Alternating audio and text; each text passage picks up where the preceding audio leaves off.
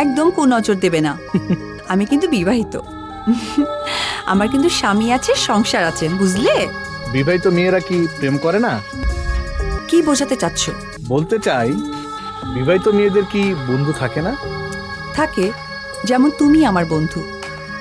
শুধুই বন্ধু নাকি তার চেয়ে বেশি কিছু?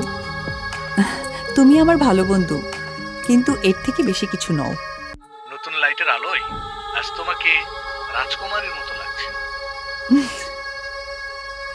ও আচ্ছা, সত্যিই বলছি। তোমার জন্য একটা গিফট পাঠিয়েছি, যাও রিসিভ করো। আজ রাখি, পরে কথা বলবো, বাই।